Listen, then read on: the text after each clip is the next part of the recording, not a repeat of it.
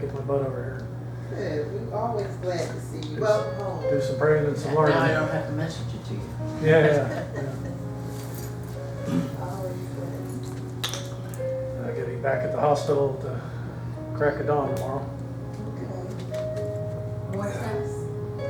No, they want to do like a consult on the physical therapy and all. And Oh, the dang insurance is already trying to kick her out of there because they don't want to keep paying. And they're probably going to tell me that she's progressed as far as she can. So now we have to, based on what I see tomorrow, will let me know if there's any way if she's going to be able to function at home or if we're going to have to put her in a skilled nursing, which she says she doesn't want to do. I'm trying to tell her it's not a nursing home. It's just for a short period of time to continue physical therapy. And home health care, live-in care, all those things are on the table now.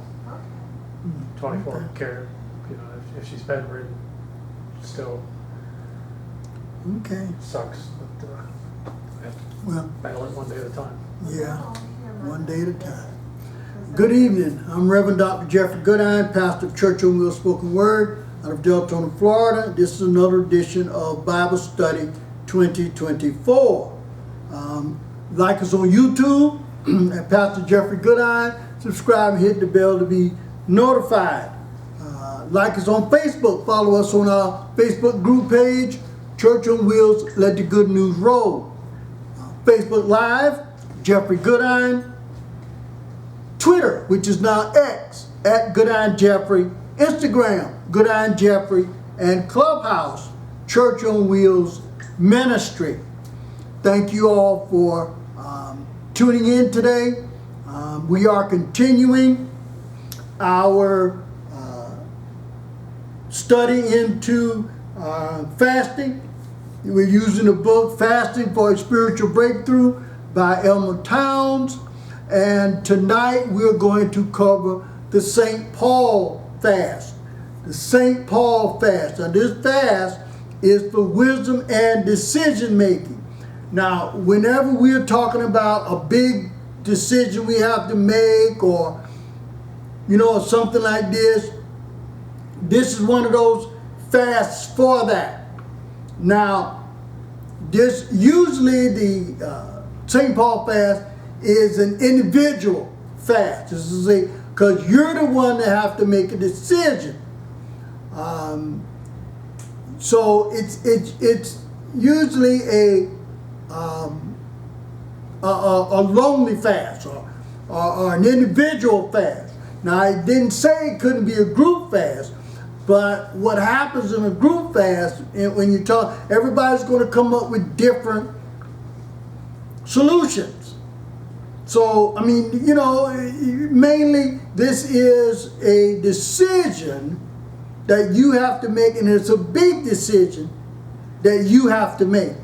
And before you make that decision, this is one of the fasts that you can do to make, you know, before you make the decision. And so tonight we're going to go over the St. Paul fast. Facebook, YouTube, Instagram, Twitter, Clubhouse.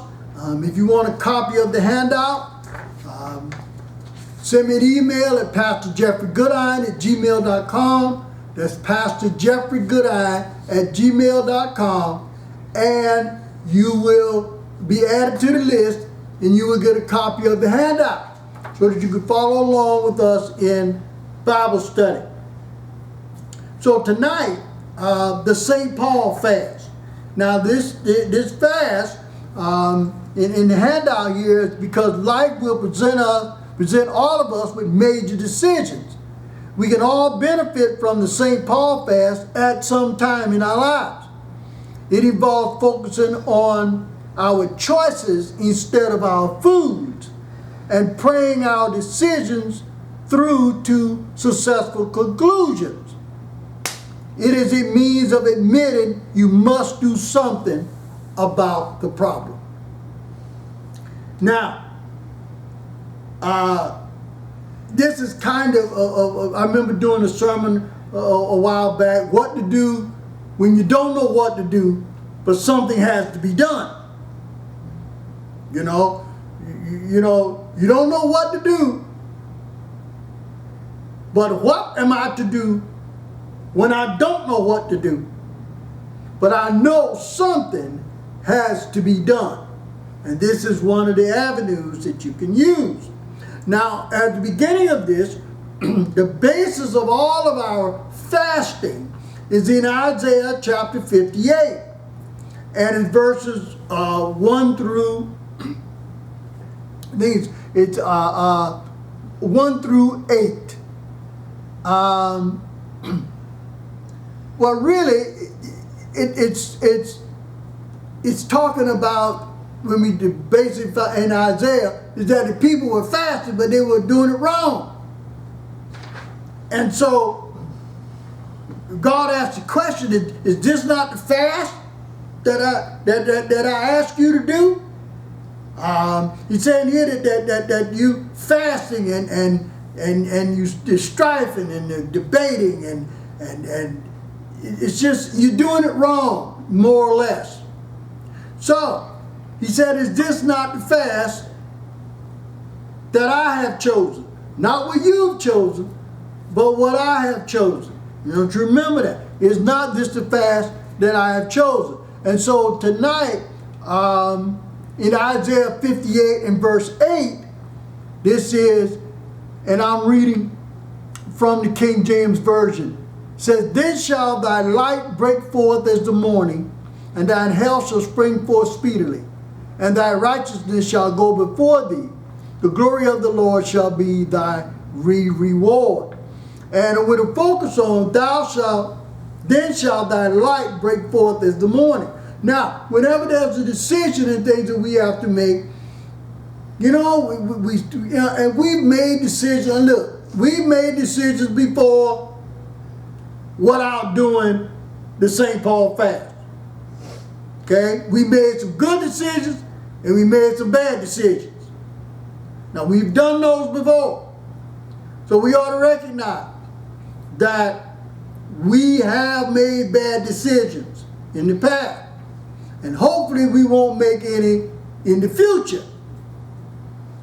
But that being said, remember that we have made decisions without doing the St. Paul fast. Now, the St. Paul fast, in this essence, is, when we've done the decision, the light comes, like the light turns on. In essence, the light turns on. When we are actually thinking about something, and then we get we get a revelation or a breakthrough.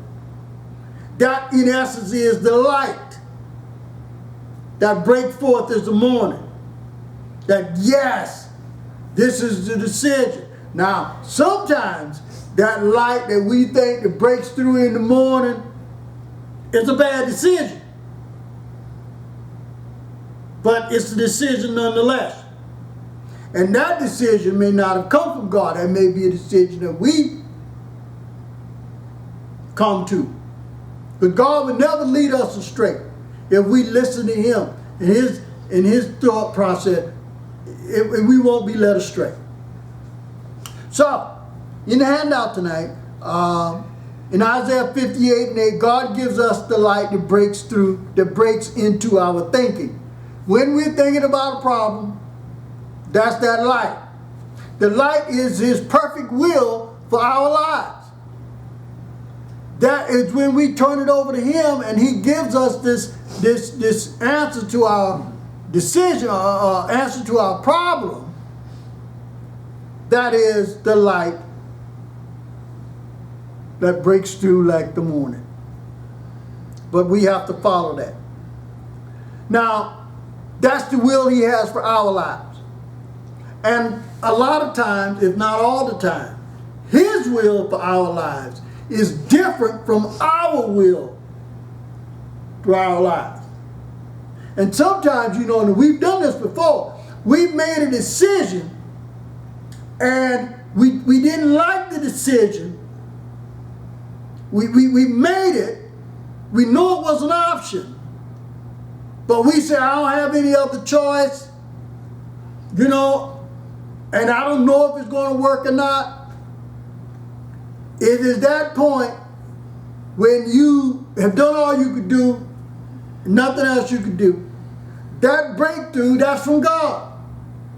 But because it didn't come from you, then you don't believe in it or trust it enough to fall in love with it, to make a commitment to it until it happens. And it happens beyond your control.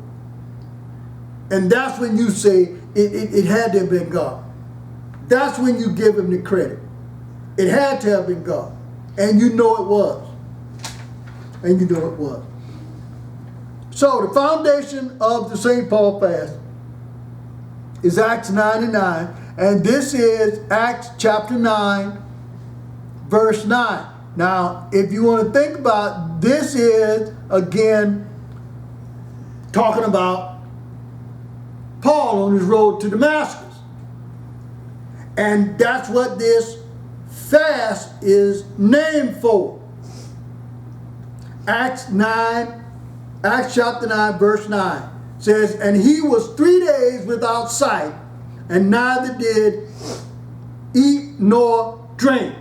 So for 3 days, Paul was fasting. Because remember, on the road to Damascus, Jesus, met him there and talking to him. And then when he got up, he was blinded. And he told him, you need to go to a street called Straight, and you go stand there. Somebody's coming to get you. And Judas, now this is a different Judas, came to get him. And he stayed at his house for 3 days. He didn't eat nor drink.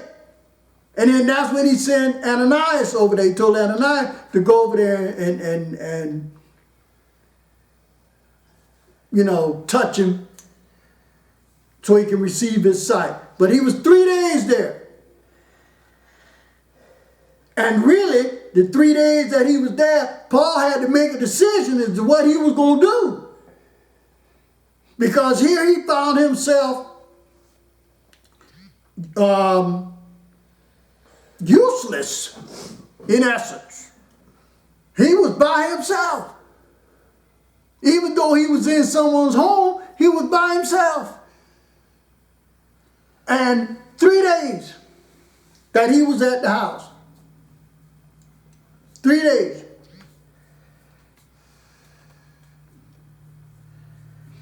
And he was there. And I think in those 3 days, he had to make a decision as to what he was going to do. Was he going to follow Jesus, or was he going to continue to fight Jesus? Remember, Jesus put him in a position. He had to make a decision. And when we see what happened, that he followed, that Jesus was there leading him, but there was something that he had to do. He had to go through 3 days with no sight, no food, and nothing to drink. So again, in the decision, he had to make a decision. He had to make a decision. See, sometimes when God wants to talk to us, and he put us in a position where we can listen. We have to listen. He removes everything around you. See, he took everything from Saul so he could talk to him. And a lot of times, Jesus might have to put you on your back to talk to you. You'll listen. Sometimes he got to take everything away from you for you to listen. And we've done this before. We kind of fasted, but we didn't really know it was a fast. We didn't call it fasting. Because sometimes when we're in deep thought, we don't eat or drink. When we got really something deep to think about, we go off by ourselves and we don't eat or drink.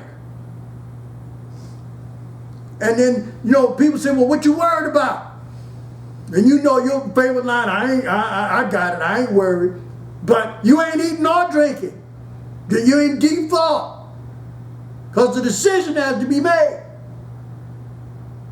And so that's the foundation of this fast right here. A decision has to be made. And you don't really know what to do. Now we're going to call on the Lord to help. And this is one of the fasts. The association to this, well, association, I don't know if it's association, but Psalm 46 and 10, Psalm 46 and 10, be still and know that I am God. I will be exalted among the heathen. I will be exalted in the earth. So you could say that in Acts 9 and 9, that and Psalm 46:10, they kind of go hand in hand. Because in those 3 days that Saul is blinded and not eating or drinking, God is talking to him, telling him, be still and know that I am God. And he telling him, I will be exalted among the heathen, and I will be exalted in the earth. Well, we know after Saul got his sight back, his whole thing was Jesus Christ. So Jesus said, I will be exalted. So he was using Saul.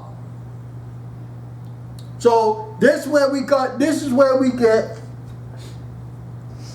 the St. Paul fast. Once the scales were removed from his eyes, he had a whole new outlook. Yeah, he had a whole new perspective. And that's where we all have our transformation as becoming, saved believers. Right. And afterwards, and in the decision and the position that we're in was helpless. Helpless. But God is saying, be still and know that I am God, that I will be exalted, not you. And when we see what happened after Paul, what better person to use in the Bible that what he had to go through. He had to be still because God put him down on his back, basically, where he couldn't see. Right, he couldn't see, and he sent him somewhere for somebody to come get him. And when he got there, when he got to the house, he was still by himself, no food or drink for 3 days until Ananias came. So that meant that God had something. So he went from helpless to hopeful. Right. And he made a decision. He made a decision that he was going to follow. He made the decision. And then when the scales came off, like you said, when they fell from his eye, he received his sight. He ate, and then he was on his mission. He was telling people how good Jesus was to him. And he went on talking. But a decision had to be made. So what we're talking about tonight is the St. Paul fast, when a decision has to be made. What to do when you don't know what to do, but something has to be done. Here's a fast. Now, I put here in the thing, wrong choices can lead to disaster. Wrong emotional perception often leads to wrong choices. So now our emotions get into it. And that's what we're trying to avoid here. We're trying to avoid emotions when we're making these decisions. But we're turning it over to God. We make good decisions on good information. We make bad decisions on bad information. And with no information, we make lucky decisions. And, you know, with no information, it's a shot in the dark. But good information, we'll make good decisions. Bad information, we make bad decisions. And we've all come across that. We've all been a victim of that, where we thought we had good information and it was bad information, so we made the choice on the bad information and it turned out to be a bad decision. Because we say things, well, you told me. Well, I thought. That's bad information. But it's eureka when we have good information and then we make good decisions. And then guess what? We take credit for that. That it was us. And you know it wasn't you because you were toiling back and forth.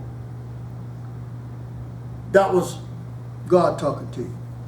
Now, preparing for the St. Paul fast. One of the first things is honestly face any problem that clouds your decision. You got to face it honestly. You know it's a problem. No matter how much you try to sweep it under the rug, no matter how much you try to avoid it, it's still there. You know it's a problem. So you got to face it. Number two, define the problem. What is the problem? See, a well-defined problem is a half-solved problem. I had to know what the problem is.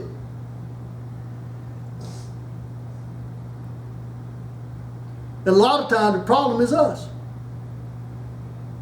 A lot of times the problem is us. Gather information. Look at the cause and ask why. Why is this like this? Why am I in this decision? Why am I in this position? Why? Then you make a list of all possible solutions. Now, usually at this point, we kind of don't write them down. We kind of go through them in our head. And I think sometimes that's what takes up a lot of our time, is we're trying to remember a solution and make sure that solutions don't blend. But this is one where you write them down, make a list of the possible solutions to the problem. Now, number 5, this is what I want to tell you about. Choose the best decision. Best decisions are not always perfect decisions. But remember that. Best decisions are not always perfect decisions. It's the best that I can do. May not be perfect, but it's the best I can do. With the information you've got. Right, with the information you got. So then you got to make a commitment to that decision. You know, you can't be wavering. And we notice here, Paul made a commitment to that decision.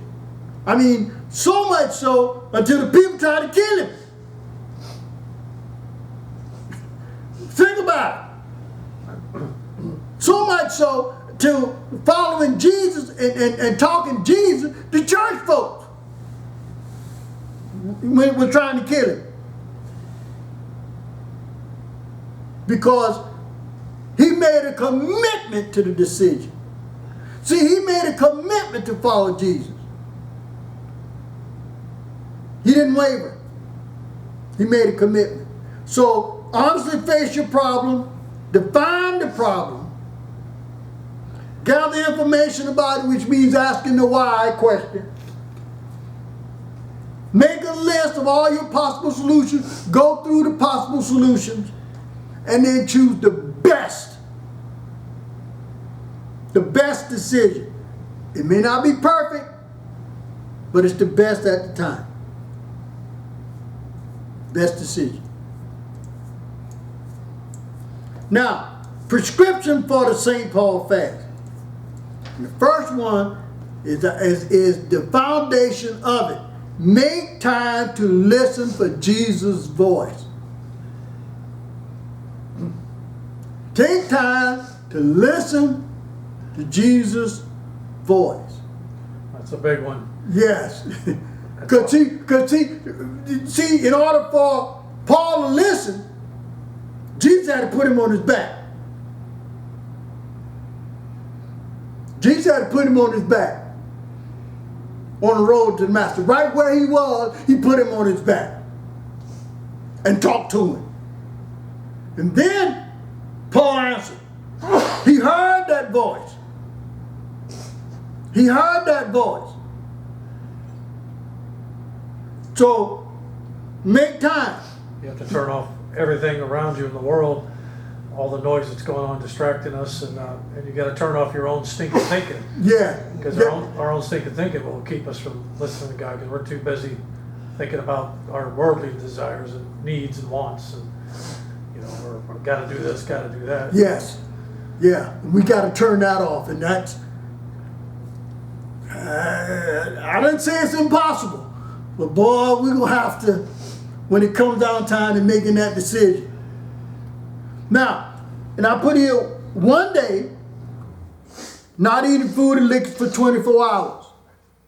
Some decisions might require more than that. But you got to listen.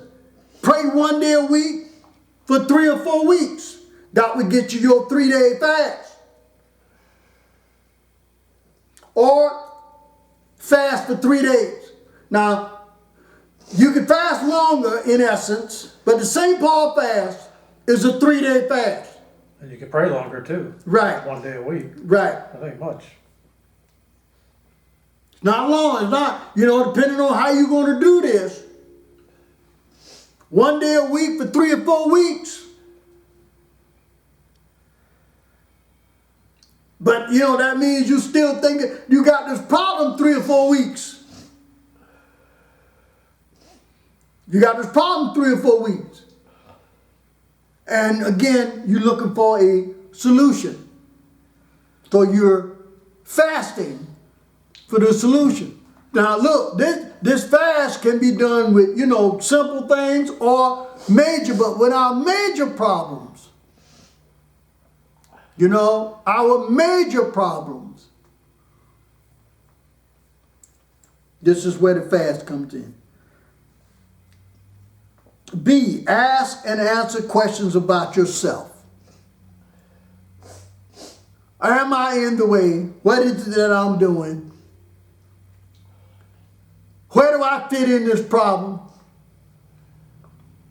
C, recognize the objective truth. What is the objective truth? The objective truth is we have made decisions and they have been bad in the past. That's the truth. That the decisions that we've made in the past have been good and have been bad. We've made both of those types of decisions. So you've got to understand that yes, I have made a bad decision even after I've prayed about it. I still made a bad decision. Because when we make a bad decision, when it's hindsight, when we, in hindsight 2020, we made a bad decision. And then you say, well, how did I make the bad decision? I prayed about it. But that voice is going to come to you that nobody else hears. That voice is going to come to you and say, I didn't tell you that. I told you to do this. And when we made a bad decision, then we say, I should have. And when we say I should have, that means that you knew, that means that you thought about that decision. You came across that decision. That decision was given to you. But you chose to go your way. You didn't trust that decision. I think we make a lot of bad decisions. Speaking for myself, is based out of bad habits over the years and just repetitive nature. If you're really honest with yourself, you probably I think I make more bad decisions than I do good decisions. Mm-hmm. So if I was in a sports book, I would be losing my butt. Yeah. So it's time to turn that around. Yeah. And not good odds. Right. And that what it takes, and we know that decision, that meant that we ran that decision by our thought process, but we didn't trust it because that decision didn't come from us. That decision came into our thought process, and we entertained that, and then we made this decision even after we prayed about it. Or another example that just popped in my head was, as humans, we tend to, those decisions that come at us, one of them may be from Jesus, from God. We got different options, A, B, C, or D. We always choose the easiest one. Right. And his decision for us to choose is not always the easiest one. Right. And it may not be the easiest. That may be the hardest one. But we want to take the easy way out. Yeah, but you can't see the end to that one. You can't see the end of that one. That decision. But after we make our decision, then we decide, then we come to, that was not a good decision. D, stop all self-help, self-effort, and yield to God. Boom, that's just what we were talking about. Right, we just talked about that. Stop all self-effort and yield to God. Let him do. Remember now, and when you say yield to God, remember Paul had no self-effort. He was blinded in a strange place. He had nothing. So he had to yield to God. And when he yielded to him, then something happened. Now, when I put here, pay attention to the physical. Sometimes we have to change our environment, making decisions. Sometimes we got to go into our closet, turn the TV off, go in a different room, go in a different place, and get away. See, for Jesus talked to Paul, he had to send him in a different place. He sent him to Damascus, but he put him in another place in Damascus. Some place where he had to rely on that voice. So we may have to change some things. We may have to change our location, change our surroundings in order to listen. In order to listen. Then pay attention to the spiritual. Paying attention to the spiritual, Psalm 119 and 18 says, open thou mine eyes, that I may behold wondrous things out of thy law. Now we pay attention to you want Jesus to open up your eyes so you can see. Now, when Elias and Elijah and his servant was in Dothan, and then the servant goes outside and he said, wow, he saw all of the enemy around him. He came back in and said, Master, what shall we do? And he said, and Elijah prayed and said, Lord, dear God, open his eyes, open my servant's eyes so he can see. Not his physical eye, but his spiritual eye. Open his spiritual eye. So here in Psalm 119, he says, open thou mine eyes. That is opening the spiritual eye, that I may behold wondrous things out of thy law. That he could see the wondrous of him. But we can't see it a lot of times with our eyes, with our physical eyes, because we're looking at the wrong thing. So now, in your St. Paul fast, you got to pay attention to the spiritual. You got to say, open my eyes, open my spiritual eyes, so I can see. Open my spiritual eyes, so I can see. So I can see your wondrous works.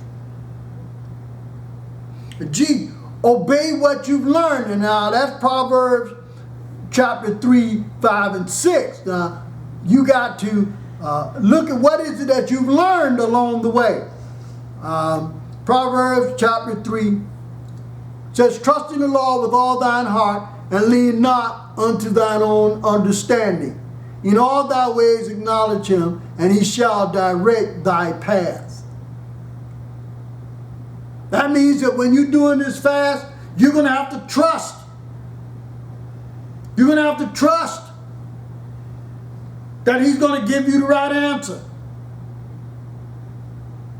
And not your own understanding. And it's like Rick said, you know, our understanding is looking for the easiest way to get it done. And that may not be, or according to G, that ain't the way. It's not the wisest way. Right, not the wisest way. There's a way, but it may not be the wisest way. So lean not to your own understanding. In all the ways acknowledge him, and he will direct your path. Once you acknowledge him in this fast, he will direct you as to which way to go and what to do. I put H, be willing to be patient. Paul waited 3 days. Now, if you want to talk about being patient, Daniel prayed 21 days. Before he got his answer 21 days. And when Gabriel came, he said, you know, when you prayed, we were dispatched immediately, but we were fighting.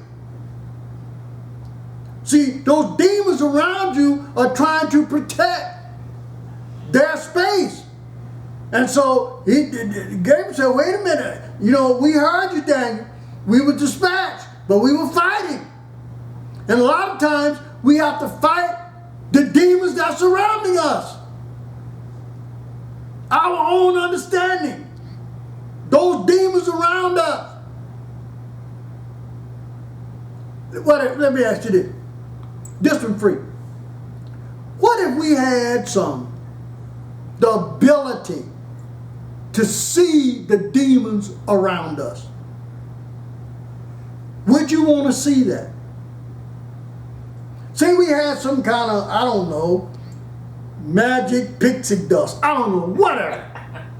Something you throw up in the air and it reveals all the demons around you. Those are your demons. I was scared of the bejesus. Yeah, they probably scared. That'll kill you more than anything else. Those are your demons. That's your own understanding. I think it's a reason why God wants me to do that. Right. There could be a reason why he don't want you to see that. I believe some people can. You know? I believe some people can see different things. Right. But it's a reason why all of us aren't. And we've got to be willing to be patient. They said the answer may not come immediately. That's why this is a minimum 3-day fast. Minimum 3-day fast. Last week we talked about the widow's fast. That's kind of a day's fast. But here's a 3-day fast. And, you know, your answer may not come. Be open to insight from others. This is, answer may be through the life of someone else. The answer to your problem could be from somebody else. Should be somebody you trust stuff. Right, it's got to be somebody you trust. It can't be just anybody. So, and he would probably send that person to you. See, remember now, he sent Ananias. He didn't tell. He put Paul in Judas' house, but he sent Ananias. Paul's answer was Ananias, not Judas where he was staying. See, the way he was staying at the time, that was just where God sent him to stay. But his answer was 3 days later when Ananias came. So Paul's answer was through somebody else. Because he reminded Paul why he was there. That's why we share testimonies, and you know, some people's story can really inspire another person. Yes, yes, yes. And Just when you think you got it so bad, someone's got it worse. Yes. You hear about. yeah, and trust me, when you start complaining about your problems and you hear somebody else's problems, you go looking for your little bit of problems. Yeah. You know, you like, give me my little bit of problem, because you know what this person's telling me. You know, I don't know how they're doing it. You know, I don't know how they're doing it. And if they can do it, then I can do it. That Right. type of thing. You know, I missed here the Proverbs 3:5-6. That's my mom's favorite one. And she's got plaques on the wall with that. Mm-hmm. That's a great scripture. Yes. Now, if I answer through the life of someone else,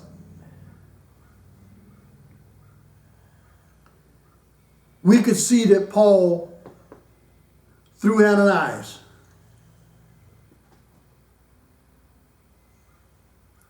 and he's telling him that Jesus has sent me, that I am the one to touch you, to give you your sight back. And my touching you and receiving your sight is for you to be filled with the Holy Ghost. His answer was in Ananias. So a lot of times our answer may come from somebody else. And then here, J, prepare to be misunderstood. Because the St. Paul fast is a lonely fast. This is a fast that you do. You're the one that has to make the decision. You're the one that has to make the decision. Now you get all this input from other people and all of that, but you're the one that have to make the decision. The decision sits with you. Which is why he said, prepare to be misunderstood. Because the first time you make a decision, guess what? Everybody will say, why you did that? I don't know why you did that. Well, they don't know. They don't know. That wasn't their, you know, perspective. Just what they just didn't know. And a lot of times you will be misunderstood from the decision that you make. Because remember now, your decision is for you, not for anybody else. You have to make the decision. Now you can have input from other people, there's some other thing, but you're the one that has to make the decision. And that's why I say the St. Paul fast, that's a lonely fast. Because that you're the one that's going to have to get away. You're the one that's going to have to decipher through these solutions. You're the one that's going to have to call on Jesus. While you are in your closet or in your, room talking to, out of the physical, out of everybody's way, just you and him talking. But you're going to have to make the decision. And again, you're going to have to take yourself out of it. You're going to have to take yourself out of it. And that's one of the hardest things, I think, in this fast, is you're going to have to take your thought process out of the way and turn it over to Jesus and let him direct your path. Because once you turn it over to him, he's going to give you the right decision, the right solution. He's going to give it to you. But that solution is going to be entertained with other solutions. And these other solutions could be, bad decisions. But Jesus' decision is going to work out. So the St. Paul fast, I want you to understand, this is a lonely fast. You're probably doing this by yourself because the ultimate decision is yours, nobody else's. I don't care how much input that you get at the meeting, you know, it doesn't matter. You're the one that has to ultimately make the decision. That's why the St. Paul fast for wisdom and decision making is a lonely fast. This is a lonely fast. Not to say that all the other ones are not, you can't do by yourself. But this one is dedicated to you by yourself. Because you ultimately have to make the decision. You're going to have to make that decision. Regardless of what anybody else thinks, regardless about how anybody else feels, sometimes regardless of how you feel. That's why you have to take your emotions out of it. Take your emotions out. Take yourself out. Turn it over to Jesus. As it says, be still and know that I am God. And let Him direct your path. Because He will direct you in the right way. Now the path that He directs you on is a dark path. You're going to have to trust it. You're going to have to trust it. Because, see, the path that we're going to take, the path we're going to take is going to be well lit, easy, and we